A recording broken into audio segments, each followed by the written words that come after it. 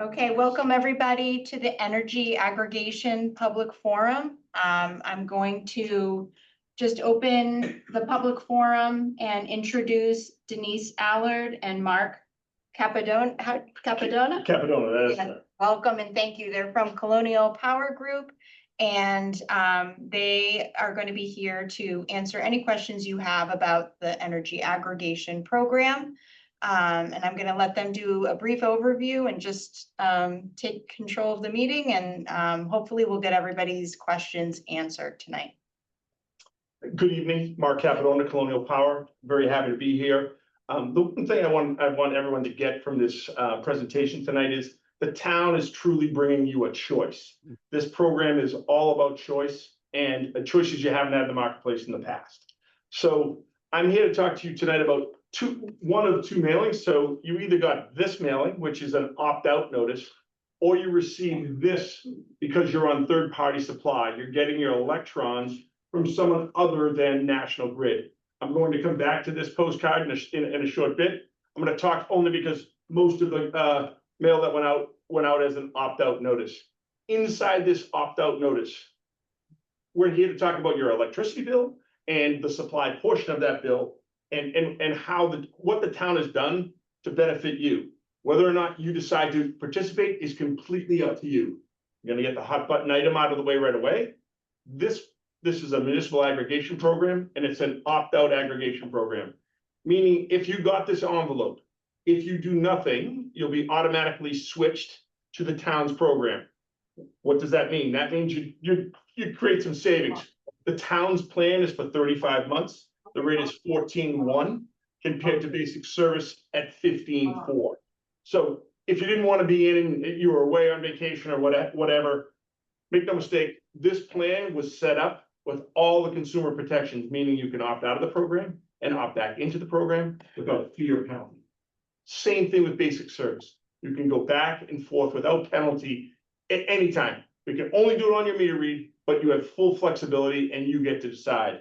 Inside this opt-out notice, trying to make this as easy as possible, this legal size paper explains the whole program, just shows you what the rate is, what the term is compared to basic service, talks about solar and all of those issues, which I'm going to hit right now.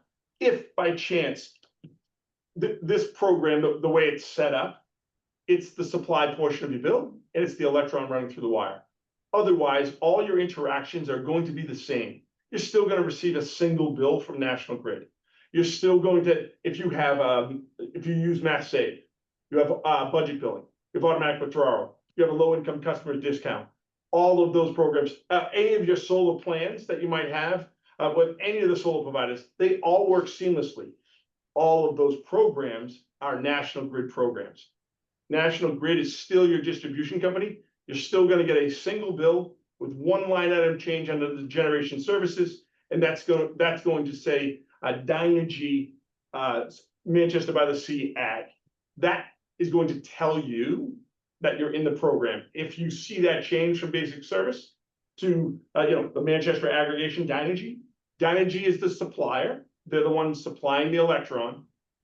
Again, you don't need to change anything to participate, but that's the only change you're going to see on your bill.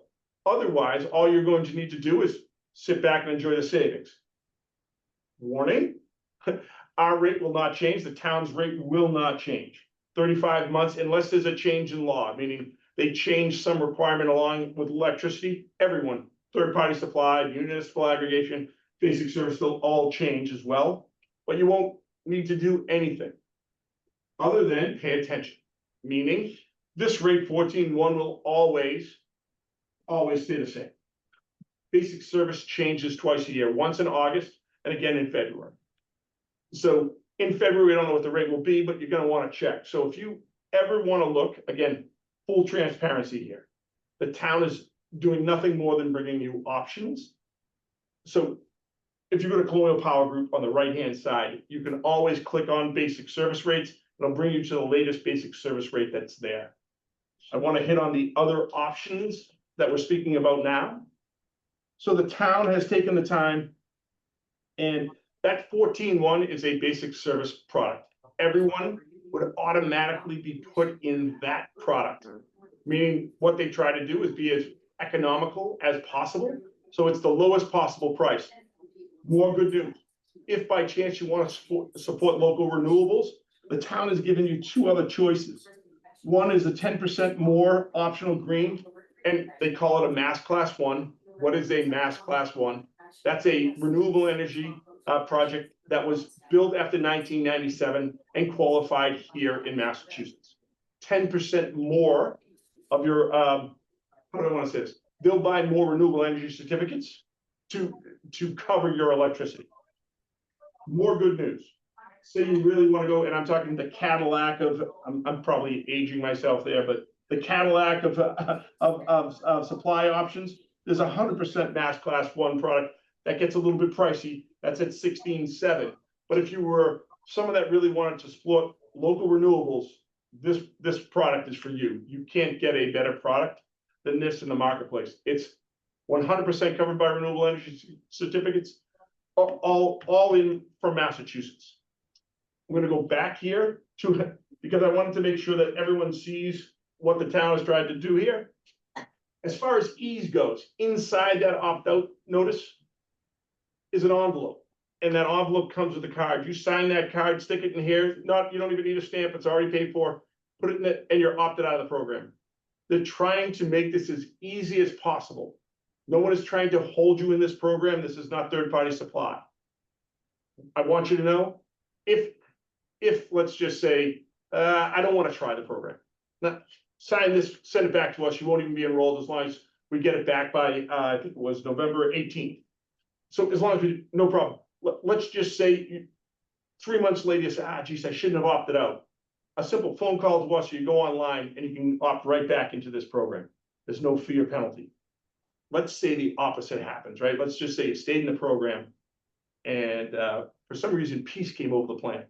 And there's no more war, and National Grid's basic service price is 10 cents. You're going to opt out of the program.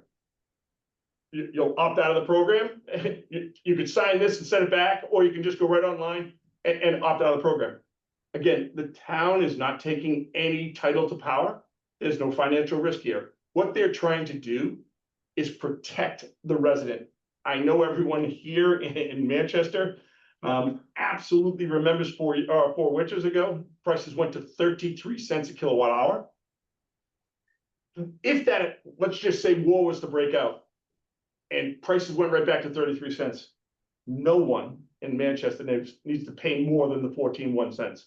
That rate is always going to be here for the residential small commercial customer. Make no mistake, that's a huge protection.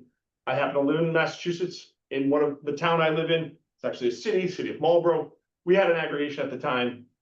In the city of Marlborough, when National Grid had 33-cent rates, we paid 9.3 because they set the electricity hedge. So what the town has done is gone out and purchased electricity futures on your behalf. Whether you participate or not is up to you. The choice is yours. But they now are putting that in the marketplace so that you get to make that choice. Know this though, if you decide not to participate, no problem, that's fine.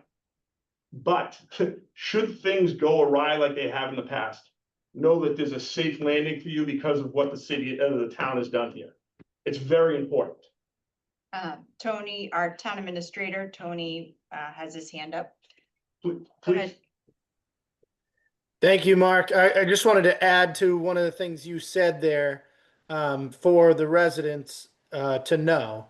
We've committed that we will publicly post through social media, through our website, an update to National Grid's basic price those 2 times a year, February and August.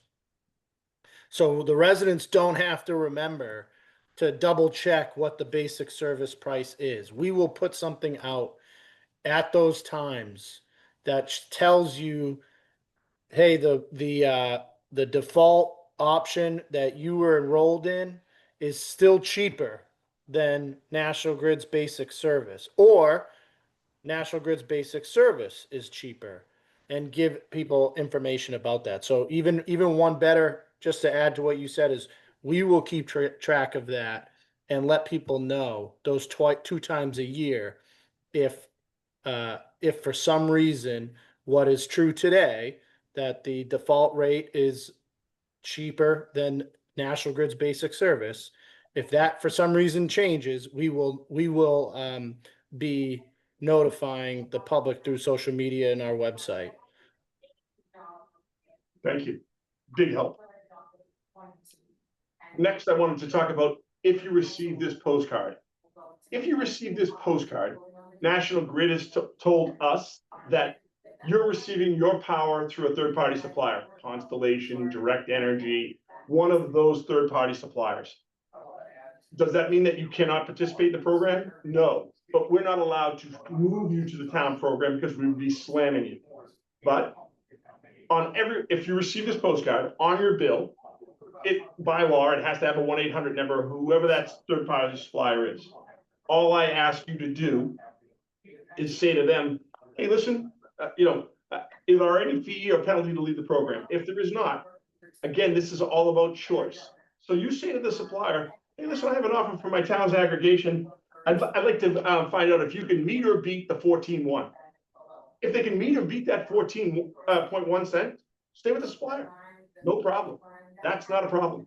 If they can't, know that you can opt out as long as there's no fee or penalty to do so and get right back in the program. I just want you to know, all you need to do is, you don't need to get in an argument with them. If you enroll in the program through the website, colonialpowergroup.com, it will automatically drop you from their program. So National Grid is kind of the keeper of records. You enroll in this program, we send in a transaction to enroll, they automatically send in a transaction to drop from your third-party supplier, just so that you don't have to get in any kind of conflict with the supplier. So one more time, I just want to make sure that everyone understands, lots of choices here now, and they're good choices. The reason I'm saying that is you have a 14.1 cents to go up against. If they can beat that, wonderful. Now you're using the market to your advantage. If they can't beat it, and for some reason you don't want to stay with them, know that you can either go to basic service or the town's aggregation program. Again, if you receive the postcard, you will not be enrolled. You need to do something, opt into this program. I wanted to make sure that I made this point. There are 3 products for the town. Everyone would be put into the standard program. If you decided that you wanted to support decarbonization, local renewables, there are 2 other choices that the town has.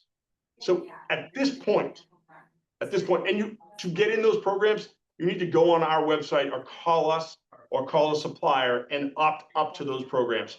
You don't automatically get put there. So there's an action required if you want those higher renewable products. Thank you very much, Denise. I'm also wanted to mention in detail, because lots of people have solar on their roofs. If you have solar, it's going to work identically to the way it works now. Your bill will come. The only difference with the program is National Grid cannot make a profit on solar. So when you're putting electrons onto the grid, they're always going to pay you the basic service price.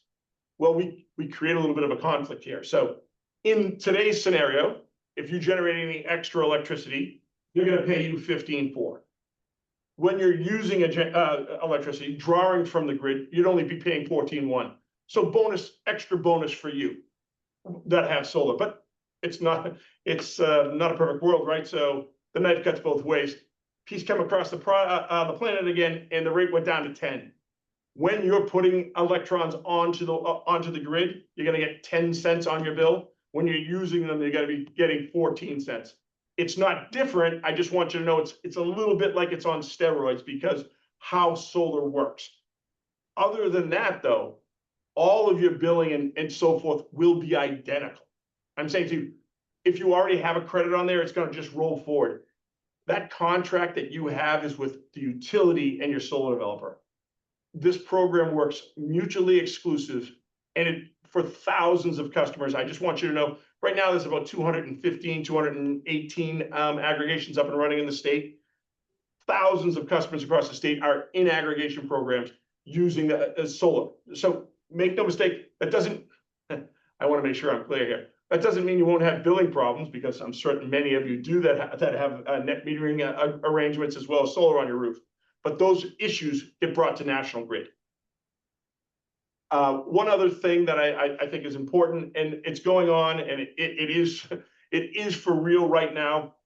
If by chance you went through Mass Save and you got an air source heat pump, there's a new rate. So that also is going to work seamlessly with this because it's a utility benefit. So that's on the T&D side, two parts of your bill: supply, and then down below is the supply, and up top is transmission and distribution. All of those discounts are coming on the T&D side of your bill, the National Grid monopoly. I just want you to know you don't need to do anything, is what they're telling you. If you went through Mass Save from 2019 forward, they're going to automatically put you in at those lower rates. If by chance you didn't qualify, you didn't go through Mass Save, or you qualified prior to that, you should really reach out to National Grid to make sure you get those lower rates.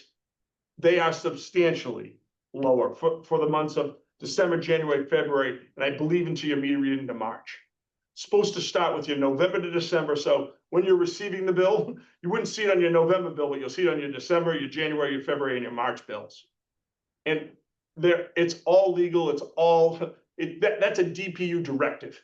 And this comes out of last winter, very cold, sustained, lots of air source heat pumps running for a long time, very expensive. They're trying to address that you're doing what the state has asked, decarbonization. We're going to electric, and it just became extremely expensive. So people weren't signing up at the same rate. So at this time, I've done all the talking, and I'm just here to answer any of your electricity questions around your billing, this program for certain. Just let me know what people have. More than willing to answer any questions you may have. If you have any questions, put your hand up online and we would be happy to answer. Stephanie Rogers. Or I'm sorry, Sandy Rogers. Go ahead, Sandy. Okay. Hi there. Can you hear me? Excellent. Yes. Okay, great. Question. Other than this first phase where we can send in the postcard and opt in, opt out, excuse me. You said we can go back and forth at any time. Yes. Is there clear instructions as to who you're supposed to contact and how quickly would that change take place? This is an excellent question. So I just want you to know this is not third-party supply, so no one's going to try to hold you out of the program. So the easiest, most efficient way, so you don't have to, you can go right on colonialpowergroup.com and you go to our communities, you choose Manchester by the Sea, and there's a bright orange button that says opt in, opt out. You can go there and you can opt out. When I said you can opt in and opt out, at any time, that's a misspeak by Mark. I want to get specific. Because we all have dumb meters today, meaning they take a reading at the beginning of the month and they take a reading at the end of the month. They don't know what you do in between. So we can only opt you in and out on your meter read, but you can do it as many times as you like. So most people wouldn't do it, but twice a year, meaning, okay, the basic service rate is 15. I'm not gonna opt out. For whatever reason, the rate went down to 10. I'm gonna opt out. The rate goes back up to 15. I'm going to opt back in. Those are when the two rates change. But I want you to know you could do it every other month if you wanted to. Simply go online and opt in and opt out. If you ever have a problem, you're going to call Colonial Power Group at the 866-485-5858 extension 1 number, and we're going to make sure that any of your concerns are addressed. You have an advocate on your side to make sure that we're going to hold the supplier's feet to the fire. So you're not out there on some third-party supply contract trying to navigate the waters. If by chance, and it happens, it's all utility data. So make no mistake, there are problems, but we're going to make sure we get them rectified right away. So what you're saying is you can do it up to every other month, but everything depends on your rates being measured at the beginning of the month and the end of the month. I really didn't understand what you were saying. If you could clarify that a little more. Okay, 100%. So and I apologize for the confusion. Today, with the current meters, all they do is read your meter at the beginning of the month and the end of the month. They say you use this many kilowatts. So the only time that they can't opt you out of the program in the middle of your meter read, because they don't know how many kilowatts you've used. So if you opt out in the middle of the month, on your next meter read, you're going to be opted out of the program. You will not, I repeat, you will not see anything but a message on the top of the bill. I'm just going to assume you're going back to basic service. You're being switched back to basic service. That bill will still, on you originally opt out, will still be the town aggregation rate in term. The following month, because we use electricity, then pay for it, on your next meter read, and when the bill comes, you're going to see that you're on basic service because you would have been removed on, when you asked to be removed on the meter read, and then you'll see it on your next month bill. Is that any clearer? And that's why I'm saying. I think so. I think so. Thank you. So in short, you can opt in or opt out once a month, depending on when your meter read is in relation to when you opt in or opt out. It'll happen on your next available meter read, whether that's a week away or 2 weeks away or 3 weeks away, but it'll happen on your next meter read, or should. Okay. Thank you. You're welcome. You're welcome. Susan Harrington has her hand up. Yes, thank you. I lease solar panels and have since 2013. Now, when I go with Colonial, do I have to notify National Grid or the solar company that I'm going with you people? You do not. You're still going to be leasing your panels. Whenever you're going to be using electricity, you'll be on the town's rate. You don't. I'm assuming that you received this opt-out notice here. Correct.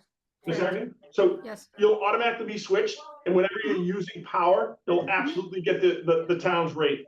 Whenever you're producing power, you're going to get National Grid's basic service rate. It will work the exact same way. You don't need And to. I'll still get a confirmation each month of how much how much energy I'm creating from National Grid.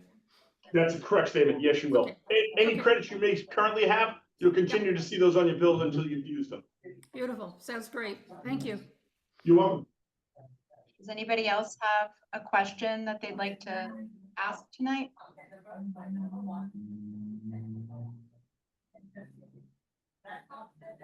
I'll just jump in here quickly and just reemphasize that, our approach as a community was that the, default plan that residents would opt into would produce cost savings for them. And Mark, correct me if I'm wrong, the default plan that produces cost savings for them is equally as renewable as National Grid's basic service. Correct. So it's just as renewable as what you're getting from National Grid today, but cheaper. And then we kept in mind that there may be residents out there that want to support local renewables, and gave them two separate options that come at higher price compared to the default option. That would take an action by the resident if they want to do that. But we felt it was best to have the default option be the cheapest and equal renewable as to what they're receiving today from National Grid. But you have those two other options if you wanted to support more local renewables. You have those two options, and the mailer that you got explains how you can take advantage of them. I do have one more question. Go ahead. So I'm not saying this for fact. It was a rumor that I had heard when we were first speaking about moving over to this kind of plan, that if the majority of the town moves to this plan, that it may have an impact on National Grid rates, because National Grid in the area would be supporting a smaller amount potentially of residents And I'm not really sure about that. I don't know if anyone can speak to that. I most certainly can. It's a great question, Ms. Rogers, by the way. So on this part of the bill, since 1997, National Grid had to sell off all of their generation. They no longer make any profit on the supply portion of their bill. All of their revenue comes from the transmission and distribution costs. They have no idea which customers are on third-party supply, who's on basic service. So let's just say the power went out. They wouldn't know if you were on third-party supply, basic service, or a municipal aggregation.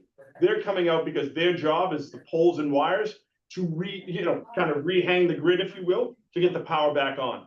This has no effect. Customers leaving for municipal aggregation, third-party supply, has no effect on the bottom line for National Grid.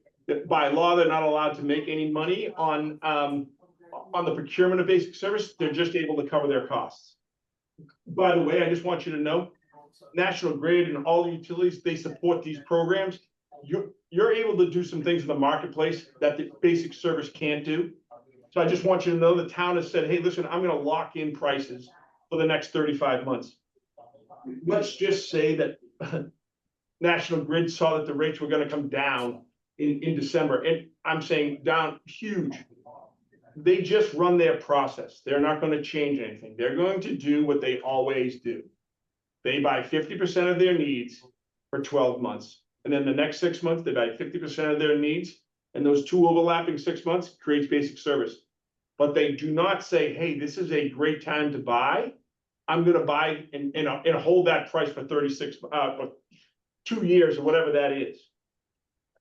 It's just them performing what the Department of Public Utilities requires them to perform. I just want you to know this program will have no effect, zero effect on their bottom line. None. Okay, we have a question in the room. Yes. Hi, my name is Al Setner. So a minute ago, you mentioned dumb meters and the fact that you can only read beginning of month, end of month. Yes. My understanding, or I have seen some literature that National Grid is switching over to smart meters eventually. I don't know when that's going to happen. Can you give us any more information on that? And will that affect this program's, the question that the resident asked a few minutes ago about the end of the month, beginning of the month, and does a smart meter change that? So this is an excellent question. Smart meters changes the game in many different ways. So the docket is a grid mod or grid modification. They're trying to modernize the grid modernization. That's what this is under. And by law, by 2028, I believe, all across the state, all the utilities are going to have smart meters. At that point, within 2 days of you opting in or out, you'll be automatically switched because they're going to know every 15 minutes what you've used. So it will make things that much more efficient to opt in and opt out of the program. It will also allow the town, if they wanted to have some what they call TVR or time varying rates.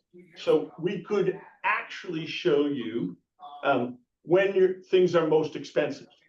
So right now, the peak period is somewhere, it's really like 5 to 7 during those summer months when it's really hot, everyone comes home, turns on their AC. You could send signals that say, hey, here's the actual price of the electricity during those times to curb usage and drive down some of those, what I'll call marginal units that come on are very dirty. So there's lots of things that smart meters can do that we just don't have the data on today that we're going to be able to do down the road. It's a big step forward. Think of us, we're literally in the Stone Age. Many places across the country have all of this data. With a smart meter, you can tell if your refrigerator is starting to fail, if your let's just say you have an air source heat pump, if it needs to be cleaned and upgrade, those kind of things, you can tell by how it's drawing. And with all the data that you have, you can see that. So there's a lot of good things coming with that.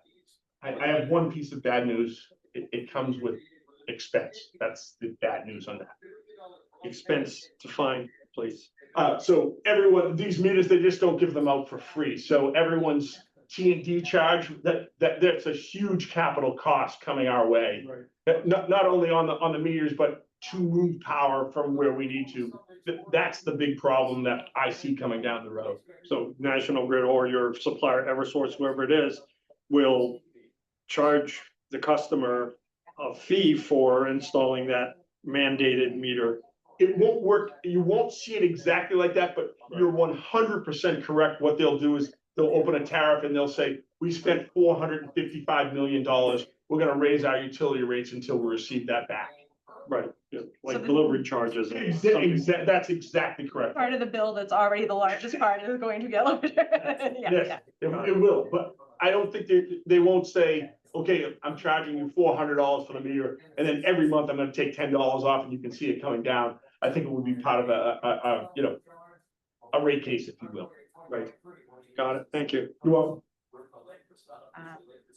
Susan Harrington, I see your hand up. I didn't know if that was a past question or if you had another one. Sorry, no question. Forgot to take my hand down. That's okay, just checking. Yeah.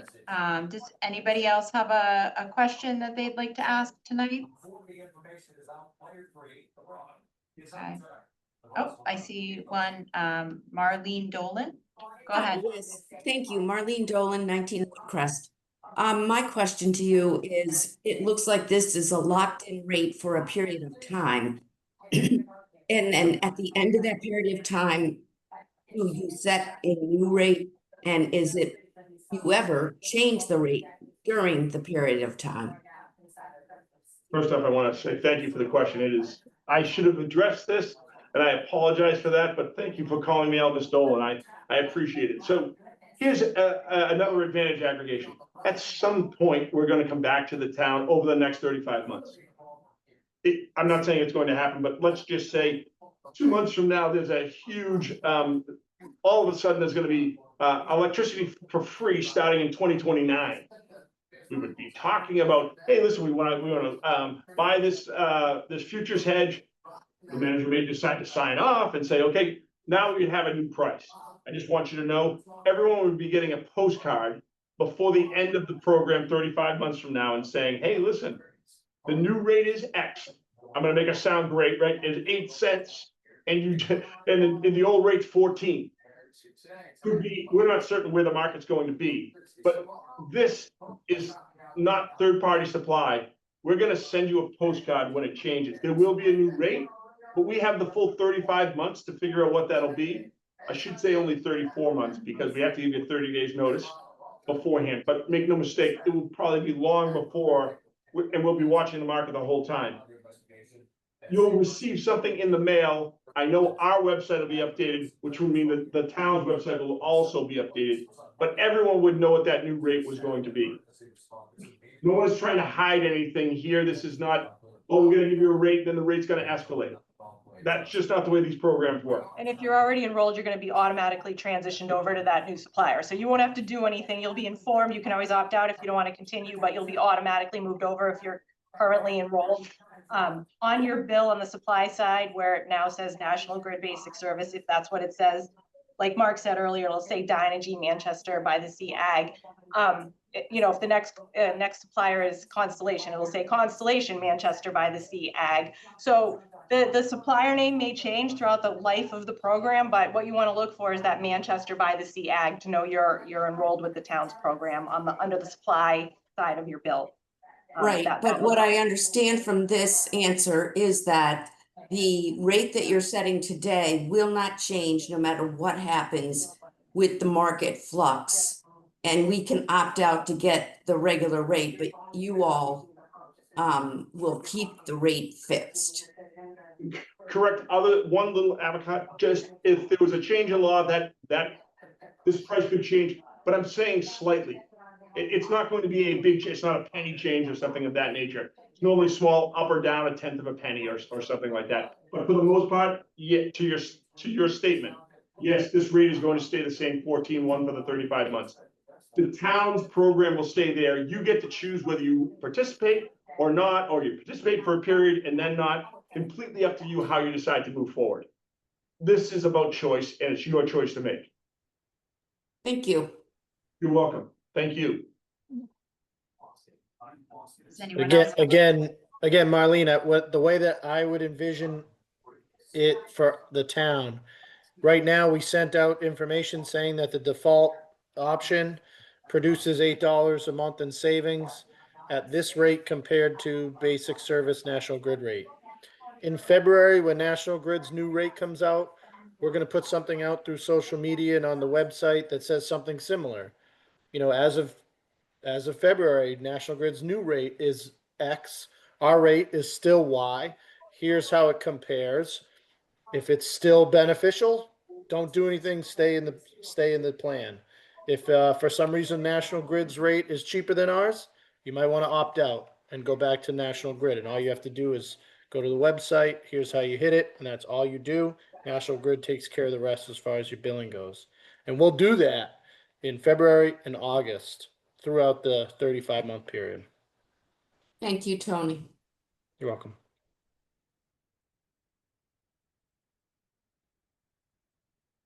Any other questions? I'm not seeing any additional hands up. So, thank you everybody for coming tonight and tuning in. Again, all of this information lives on our town website, and you can access it from the homepage. There's 2 buttons that will take you there. And if you have any questions, you can contact Colonial Power Group directly. Yep, 866-485-5858, extension 1. And that's also on the website. So thank you for sharing your thoughts and joining us. Have a good evening. Thank you. Thank you. You learn anything? What? Did you learn anything? No.